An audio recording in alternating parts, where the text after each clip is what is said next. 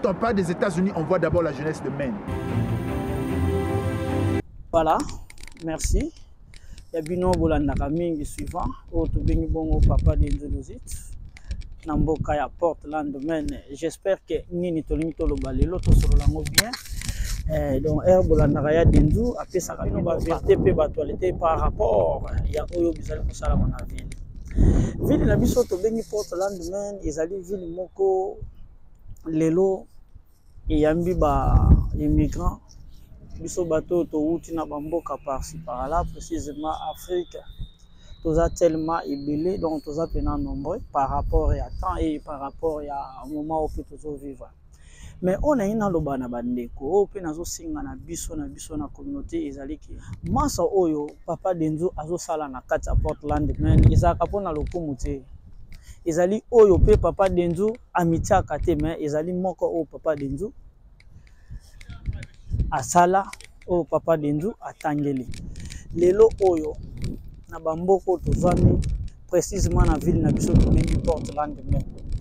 Mais lelo nzambe basali biso grâce to na bamboka oyo eza paradis te, eza pe lola te, mais eza ka ba grâce o kitana yo ekoki nde esali ba ngolu to ya ko mona na lisusu na bamboka oyo. Mais ya mbona lingi na expliquer bino eza ka neloko moko. Lelo totiki baboti, lelo pe na baboti tozami na bamboko to bengi poto, ozala na Europe, ozala na Océanie, ozala na Asie, ozala na Australie. Mais suivant poto to yebi poto ya poto biso to revaka o biso to lobela eza poto ya Europe. Bandeko bazwami na Paris, na pe bino bamboto bolanda ka télé banda TV. Bandeko pe bozwami na Allemagne, Belgique, Hollande aussi. Et Suède, partout aux 5 continents. Mais papa Denzo, ce qui n'a bien appelé ça, bref, ils ont dit par rapport à autre côté, on a vu la Portland, Maine, tous abons na sangoya ma pe sangoya pasi. Sera na biso to benga na kombo ya Nathalie Bombolo, ya siliko tika biso na bunzoto. Nzamba zui abengi ye natana ye. Comme biso tu ezanzela na biso, mais ce qui peut na biso pe ekomi. Nde ya mbo mona rate ine kutu te malade ya 2 jours kaka, mais nzambe azanzamba mawa nde ayaki kobenga ye atiki biso na bunzoto. Mais biso to tikali lelo o na kotala soki tolobi na nyonso oyo ezosalama na bamboka na biso, mais tozo komi bati réalité ezaka obe moko tolingana pe tosalisana. Yango wana nde eza facteur ya monene, facteur ya kitoko o papa Denzo akoyekoloba. Et loka bien, na kosenga na on a mes condoléances na famille biologique ya maman na biso Nathalie Mbombolo oyo asilaki kotika biso na bunzoto.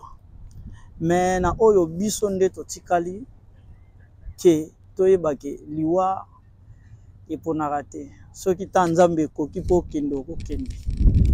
Ndenge tozomona ke sera na biso atiki biso na bunzoto. J'espère que abelaki azalaki bongo na Portland, Maine, aya kosala déplacement na ville to bengi Charlotte. Ndi akendaki kuna ake kuna problème malade aussi ke ndenge nzamba ya kosa molimo na ye. Elingi koloba te ke biso bato totikali toleki ye pa azalaki ka lokwa biso. Mais lelo akomi o biso moto benga na lingala ebembe.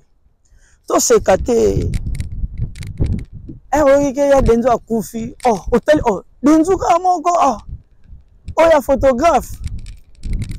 Batu bako qualifié mba moko liwana yo na ba catégorie ebili. Azalaki boye. Bandeko, lelo tolo ba mukili ya mabe mais mukili eza bien. Raison pour laquelle avato kende epesaki pasi pe mawa. Na famille, na baninga, na ba consolation auto salaki na communauté. J'espère que bomoni bino moko tellement toza ebele na cimetière awa ndenge bozomona wana na ba image papa Denzo azokotila bino. Fallait to sala bino ndenge bomona ba film to monter to tina ba musique, mais oyo na koyebisa bino ezali obe moko. Télé banda officiel oyo bozozwa ba news ba débat. Au moment na plateau ya podcasting oyo tozoko se présenter par na bino. Chaîne na biso komi na sio Donc YouTube n'est pas comme qu'on recommandé biso donc par rapport à ba élément to kotia. Donc ba pesi biso ba musique yo to kotia pour na droit d'auteur te yango toza na télé banda officielle. Mais o etali biso ya ba annonce o ya ko solo la pamba tout e ba rapper ko profiter pour na ba vie na biso parce que to se compléta ka muta ko kana nyonso azate ndebo bandu bango na chaîne o. Bo s'abonner pe bo komaka na se wana. Yango bo moni na profita ki avant to lancer vidéo oyo ya matanga ki to sala banonce pamba te bino moko bomiye baki musala nini papa Denzo azo sala na ville yango na bokasi pe na respect pe na ba soutien na bino bosala ka physique moral et spirituel pour na papa Denzo a continuer na musala oyo na pesi bino ba merci. Mais sacrifice au télébanda ils ont sala ya résistance kati na mboka oyo boye biango to betela ngo to lote mais ya mawa lobi to kabula ki mawa lobi ezalaki dernier jour ya komona nzoto ya sœur na biso Nathalie. Voilà, Nathalie Mbombolo ye atika ki biso na bunzoto tellement to zalaki ebele toute la communauté. J'espère que vous allez pas ba congolais oh les congolaises. Donc j'espère que nzamba sala grâce to zalaki tellement ebele tozaki na bana na bandeko pe baza ya bekolo mususu ba ko sala participation na matanga ya notre sœur na yango papa Denzo alobi boye na ba circonstances nyonso to komisa nzambe mais bible lobi na biso boye et que ça la bien to kende ko lela na ba o bazo lela ke to kende na bisika oyo baninga bazo bina donc meniza ya biso nzamba sali biso ba grâce to tiki ba Afrique to tiki ba Angola ba Congo Brazzaville ba Kenya ba Gabon ba Burundi Rwanda hein ba Sénégal ba Mali nzamba sali grâce de l'autre na retrouvaille awa. Donc un grand merci par rapport ya oyo soutien ndenge nazomona biso nyonso communauté différente mais to ko sala part moko to kutana kina pasteur na biso moko titulaire de l'église Victor Lukusa to kutani na ye et ça l'a tellement bien. J'espère que depuis 2015 ou 16 tous allons na ye ensemble biso tous alaka ba débutants à l'époque pasteur Victor Lukusa et Guilon Kombe Carlos Nzinga et papa Denzo Luzito to kutani na bi pasteur omoni grandeur en Nzambe soki ezali na fête to ngai to kutana te mais total eloko esangisi biso to kutana depuis 2016 to kabwana to ekutana na 2024 pasteur Seki Ayambinga tozo nano intervention ya pasteur Victor Lukusa na cimetière ya maman Nathalie avec papa Denzo Luzito à suivre. Na rendre hommage ya sœur na biso Nathalie to tika biso pasteur mote na yo nano bote papa Denzo ya vraiment na circonstance oyo un na yo à dire par rapport ya ba makambo to kutana nango parce que bible lobi ke et que ça la bientôt kende sika baninga bazolela ke to kende na fête un na yo ko pesa par rapport ya mémoire ya sœur na biso lelo to mona lisusu. Merci vraiment pour la occasion. Nathalie, c'était notre sœur, une fille vraiment formidable, avec un bon témoignage. Et je crois comme on a suivi tous les messages qu'on a donnés, nous la pleurons, nous regrettons vraiment son départ. Mais en tant qu'enfant de Dieu, tout ce que Dieu fait est bon. Tout ce que Dieu fait est bon. Nzambe alinga ki ekoleka biso nyonso mais ce qui est moko a décidé à reprendre molimo na ye on ne peut que s'incliner et ko senga merci mais côté na biso toza vraiment affecté pour la disparition brusque. Elle est partie toute jeune avec vie ezalaki nanu encore on dit comment longue devant ye mais en tout cas, on est là, comme vous voyez, là, toute la communauté congolaise, tous les enfants de Dieu, nous pleurons Nathalie et nous prions vraiment que son âme repose en paix. Vraiment, merci, pasteur. Vraiment, qu'il y a un monde dans la famille au Barolanda et Libanda. En tout cas, pour la famille, tous à la rassurer, parce que, comme tout le monde, en tant que Bananzambe, nous avons l'espoir. Nous avons l'espoir qu'un jour, Jésus lui-même a koufaki, après 3 jours, a séquaké. Lazare a koufaki, Jésus l'avait ressuscité. Donc cela montre que espoir et la résurrection est allé. Donc, Nzela, Nathalie accueilli et Nzela ya biso nyonso. Donc, tous on est préparé pour ça, mais on a confiance que Dieu sera un jour capable de ramener Nathalie à la vie et nous allons nous revoir encore pour la gloire de Dieu. Merci vraiment, Papa Denzo, pour notre reportage. Que Dieu bénisse tous nos amis qui nous regardent. Abonnez-vous sur sa page, suivez ses émissions. Que Dieu vous bénisse. Merci, pasteur. Merci beaucoup. Okay. Quand on parle des États-Unis, on voit d'abord la jeunesse de Maine. Voilà, de retour avec Papa Denzo. Voilà, ezaki intervention ya pasteur Victor Lukusa. Ye ayaki kosala part na ye pour rendre hommage et pas ya sœur na biso Nathalie Bombolo oyo atikaki biso na bunzoto.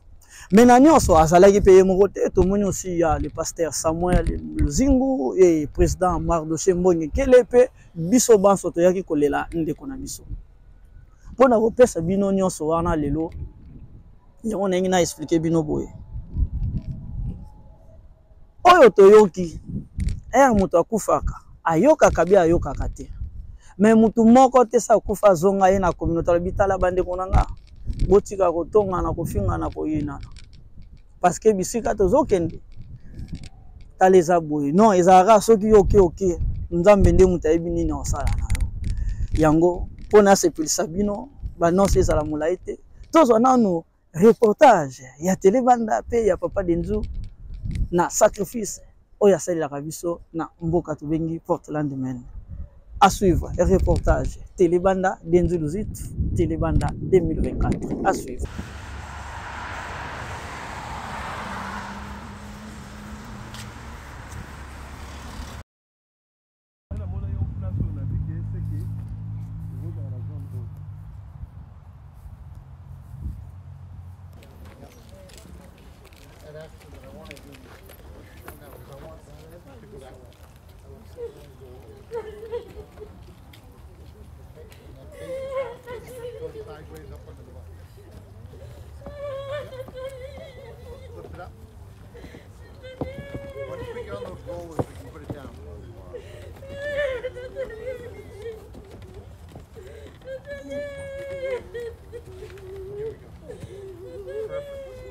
Thank you, gentlemen.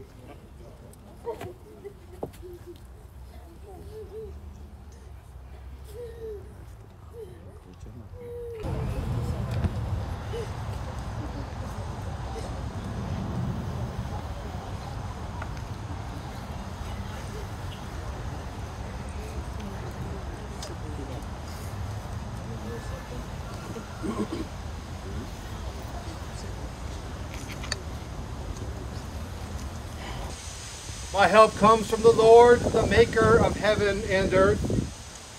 God will not let your foot slip. He who watches over you will not slumber. Indeed, he who watches over Israel will neither slumber nor sleep. The Lord watches over you. The Lord is your shade at your right hand. The sun will not harm you by day, nor the moon by night. The Lord will keep you from all harm. He will watch over your life.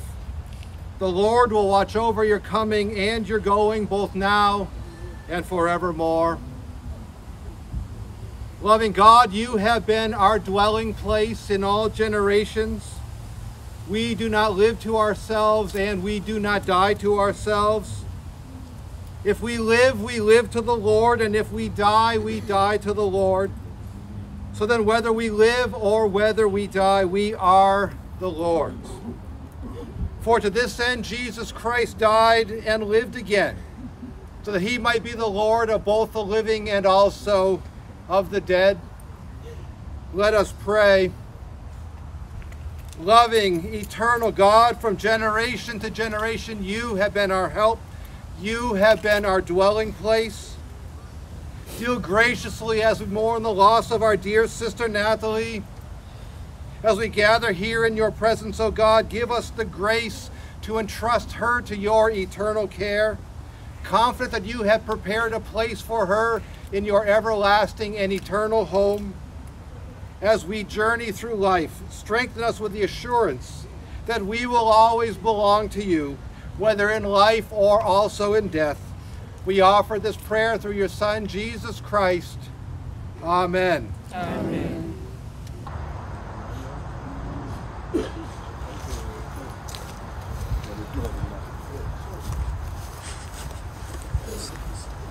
Je crois que c'est un moment très douloureux pour nous tous.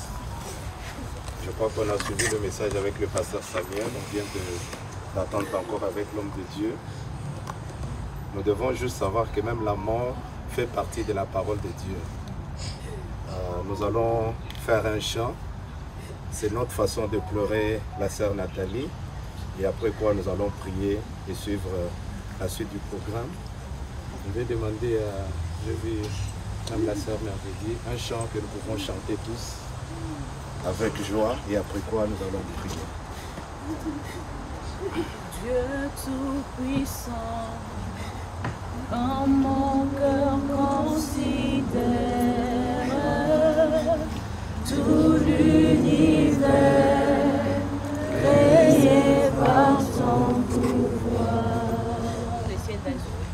les ciels d'azur, les éclairs des tonnerres, le clair matin, tous les ombres du soir. Oh, de tout mon être, alors se lève le chant. Dieu tout-puissant, que tu es grand, de tout mon être, alors se lève le chant. Dieu tout-puissant, que tu es grand. Zamenakemo,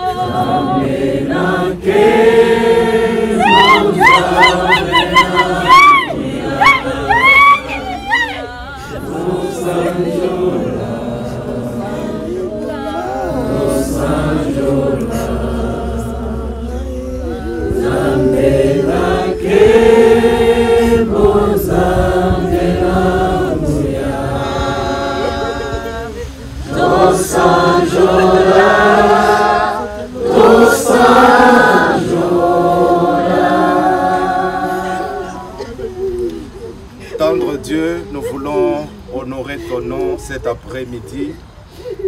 Nous voudrons Dieu te dire merci. Nous te disons merci parce que tu es Dieu en toute saison. Tu es Dieu en toutes circonstances. Seigneur, même quand nos cœurs pleurent, même quand nos esprits sont abattus, nous ne pouvons que te dire merci parce que ta volonté est suprême, ta volonté est au-dessus de toute autre volonté. Seigneur, c'est toi qui nous avais donné Nathalie, nous l'avions aimée, nous avons vécu avec elle, mais nous croyons que toi, dans ta souveraineté, ô Dieu, tu as décidé qu'en ce jour, que tu puisses la rappeler auprès de toi. Seigneur Dieu, en tant qu'humains, nous sommes affectés. En tant qu'humains, nous sommes blessés. En tant qu'humains, ô Dieu, nous n'avons pas d'espoir. Mais en tant qu'enfants de Dieu, la Bible nous dit qu'il est réservé à tout homme de mourir une seule fois et après quoi vient le jugement. Nous sommes rassurés, ô Dieu, qu'un jour, nous allons revoir Nathalie dans la félicité éternelle. Seigneur, nous prions pour la famille. Nous prions pour Dieu merci, qui était trop attaché avec elle comme son épouse. Seigneur Dieu, nous voudrions que la paix de Dieu, qui surpasse tout entendement, puisse fortifier ton Fils. Ô Dieu, nos simples phrases, nos simples paroles ne sont pas suffisantes, mais nous voudrons que l'esprit de force, l'esprit de restauration soit avec lui. Merci notre Dieu pour ces moments. Nous prions pour que la faveur de Dieu soit sur sa vie et sur tous les membres de la famille. Nous voulons tout simplement honorer ton nom. Nous voulons t'adorer parce que tu es plus grand. La mort n'est pas plus forte que toi. La preuve est que tu es mort et tu es ressuscité le troisième jour. Amen. Nous croyons, Seigneur, à la puissance de la résurrection. Nous voudrons, Père éternel, que l'esprit de vie, l'esprit de grâce puisse être le partage de toute la famille de Nathalie en général, de toute sa famille spirituelle en particulier, et aussi, Père, dans la vie de notre bien-aimé Dieu, merci. La Bible dit qu'il n'y a pas de relation entre le mort et le vivant. Tu as repris Nathalie, Père, nous voudrons aujourd'hui la laisser dans son repos éternel, et nous avons l'assurance que son esprit est avec toi dans la gloire éternelle. Encore une fois, nous te disons merci, nous t'honorons et nous te célébrons cet après-midi. Que toute la gloire revienne à ton nom, parce que tout ce que tu fais est toujours bon. C'est dans le nom de Jésus que nous avons ainsi prié. Tous ensemble, nous disons très fort Amen. Amen. Merci beaucoup. Nous remettons s'enterrer. La sœur Nathalie, elle vivait avec Papa Dieu. Alors, ils n'étaient pas mariés avec une bague et officiellement comme ça à l'église, mais coutumièrement. Et j'aimerais qu'on puisse faire juste un geste, que l'alliance est cassée. Que l'alliance est cassée, afin que, quand on va mettre le corps par terre, que cette alliance est divisée. Comme le pasteur Victor a dit, il n'y a plus l'alliance avec ceux qui sont morts, ceux qui sont vivants. Donc cette alliance, cette relation, c'est aujourd'hui qu'ils prennent sa fin et que Papa Dieu aussi puisse rester avec sa vie. Alors j'aimerais que les hommes de Dieu, nous puissions prier pour lui, en le faisant un geste, on puisse casser cette alliance.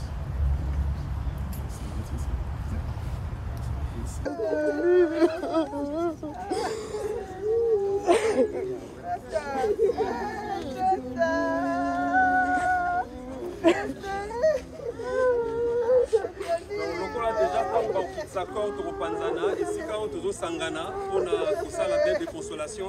Ils allaient 98 Temple Street à Sako. Ils allaient dans la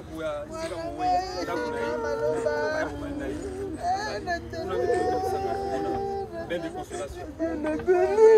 Temple Street. Temple.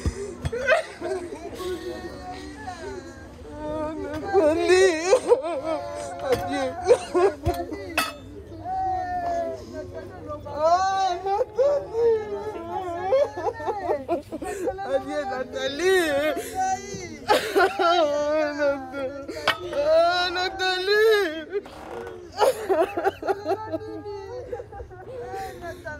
Nathalie,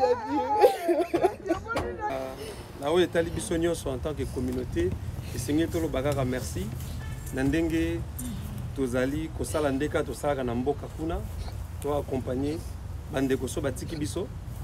Et tout ça là, couper sa bango hommage à Souka Oyo avec dignité, le roi tout ça la boye, et c'est l'eau qui moto ya pona biso.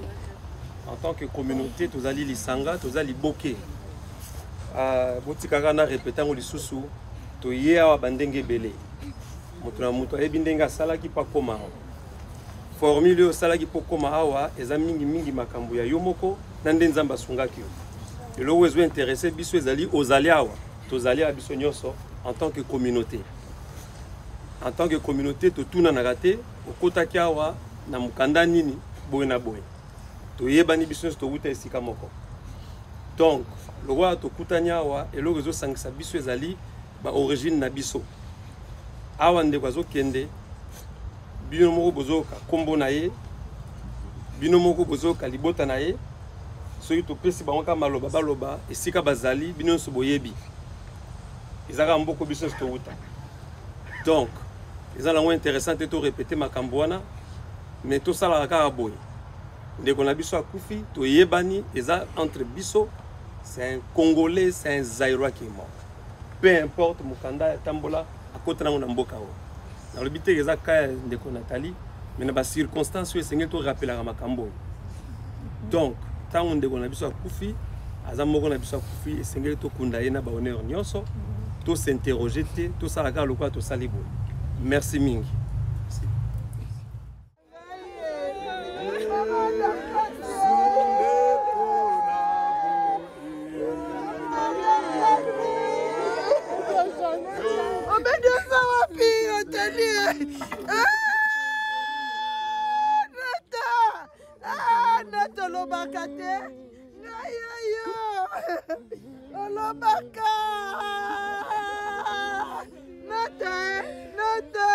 Nathalie na ngai mwana ngai mama na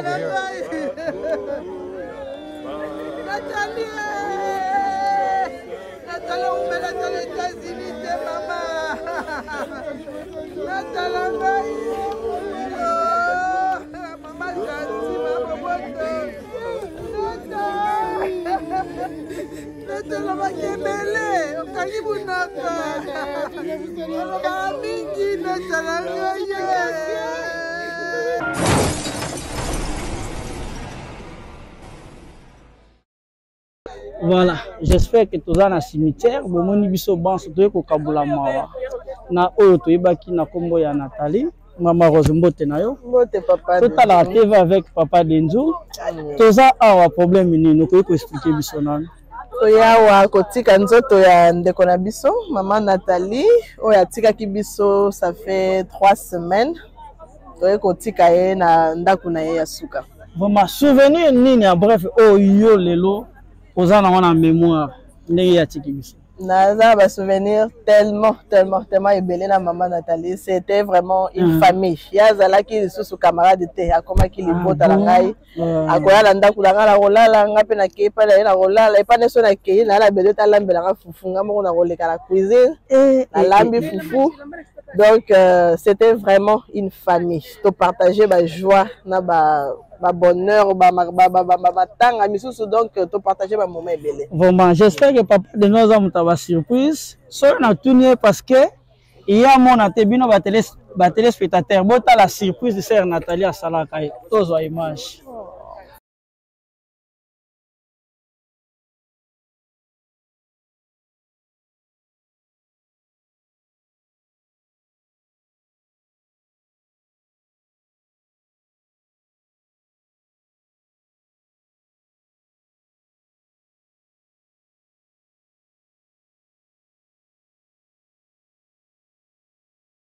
Bandeko, biso o totikali Portland mene komi divisé. Na ye ko kabulate, na ye pe kolanda mutu maloba te, na ye pe te ke pamba te lelo epesa biso passe na o papa Denza koloba mais quand même on kolanga soki loba mabe boko mwana se wana polobi na ba pe komi se corriger. Musala to bandaki yango boyete. Mais de fait que communauté koli yango tozo profiter pe ko kolisa boulot pe travail pamba te ba ko kabula biso te. Na kati ya communauté, mais communauté comme divisée. Pandeko. To komi na slogan moko boye ya kolobaka mingi na Portland mingi ki bato anzela makolo bango kutu. Bandeko totika. Totala na plein oyo tosali na cimetière oyo. Na bilongi na biso, na bilamba na biso, ekomami te ke nzela makolo, ekomami te loterie, ekomami te visa. Mais so totala ni na bilongi à chacun de nous, on se voit directement que Wana c'est papa Bogi Bolongwa, Wana c'est Bogi Mungu, ça c'est papa Denzo et ça c'est Daniel Kifata, ça c'est Freddy Kimbembe chiffre 7, garçon de la ligne, et bon tonton, ça c'est Mama Sanga Labana. Bilongi nde mutu ezoko identifier biso, ezoko laksa biso que ça oyo fulano. Même ba catégorie na biso même ba niveau d'étude comme maka te. Omoni on a kolobaki lelo Portland meni to memango na en comparaison te parce que ceux qui to lingana jete to ngai to tonda te na matanga ndeko mais de fait que solidarité ezali tolingani to edanaki kuna na bapana makuna na ba Pérou na balima mais pourquoi pas tokomi kaka tokomi na ba rivalité to lingate matanga ndeka muté sangisaka biso na ba bon moment pe ezalaka bien mais soki toyoka te lelo tozana benke ezala passe na yango papa Denzo asepela mingi ko expliquer pe ko beta ntango ko pia moi commentaire par rapport ya oyo et l'équilibre na Portland demain mais toza batu le fait que tozo vivre boy ba problème pe ezala kaka donc soki okufi ok problème ni esili compétition esili mais er aux envies et ba compétition eza tendance ya malamu ke ya tendance ya mabepe ke ya mais prouver quelque responsabilité pour tout ceux qui s'en biso na o nyonso bolandi bandeko o tozo sala na ville ya Portland men et comme ko pesa soni na communauté mutu asombi mutuka bakambuli matricule na muninga donc mutuka mibale matricule moko bakabuli yango sans aleka salisa assurance sans aleka asalisa enregistrement c'est comme tabongo police a télémissier bakangi nde komi problème ya communauté nde komi problème na papa Denzo nde komi problème na pasteur o pasteur kuta mabe bakangi mobali nanga azolobelo kote bakangi mwasi nanga azolobelo kote bandeko to sale la loi place totanga en école adult education annoncement moko ya passe pe ya mawa ezalaki ba toilette oyo biso tuto place tokenda ko sale la zongo inene ezalaki na ba problème j'espère que ba image yango na tozo ko illustrer yango ba komi bien en anglais to sale la te ebukani ya mena kati wana epesi baninga discussion débat balingi babendana bandeko oyo bolekaki na kawana papa Denzo aye kotanda bino na TVT mena ye par rapport ya auto lax na bamindele et ça la sonne yango moni tokomi na ba problème makasi na bandaku epona kozwa bandaku pe ba problème mususu pona ba makambo na biso moko kaka kati na mboka to lakisa intégration oyo toye kokuta pa na bango yango to salela oyo pe ya mabe to tika to kata yango raison pour laquelle papa Denzo epesa ki passe l'air tozu ba mindele ba memi biso ba lakisa biso ba biloko en tout cas epesa ki passe donc to lakisa modernisation donc to lakisa civilisation ouais et ça la bien pe langage oke aye kutu pona nzela makolo non pona ko sukisa nazo pesa ka ba remerciement le loto komi na ba groupe WhatsApp ebele na men ezo futa biso na nini mais on a le baké mukile za kitoko pamba te soki tolamuki moi ezo bimara na air nango ebimaka butu pe ezo komarara na tana ngo oyo ekokaka so mukile la bien te donc fallait to mona ba défaut nango yo moko bien aimé yo moko ndeko nanga sala résumé kaka ya lundi ti samedi ndengo tambola ki téléphone no elobaki nini o profitaki na nini pa ya muninga obetisaki nani libaku yango na profitaki kaka ke lelo bino moko boyeba na nyonso ezo salama na Portland men ke toza ba consciente nango par rapport à communauté na biso donc soki tozo koma diviser mutu moko te mutazo ko diviser biso eza biso moko ba langage na biso ba video ba comportement na biso yango na un grand merci na bino baso o bosala ki part ya koya na cimetière ya ko insister famille ya Nathalie Mbombolo banda tika ki biso ça fait si je n'étais pas 3 semaines que to landa ki massivement organisation lesquelles kitoko nzela na ye parcours na ye sili donc totikali ka en mémoire reportage de la fin papa Denzo Tilibanda. Merci. Quand on parle des États-Unis, on voit d'abord la jeunesse de Maine. Sans oublier le grand caméraman des États-Unis, Maître Denzo Msala. L'homme qui avait pris Jésus-Christ la photo au ciel, Maître Denzo. TV Banda, merci beaucoup pour le soutien. Le s'abonner quoi, le mono s'abonner quoi. Et nous le s'abonner quoi, nous le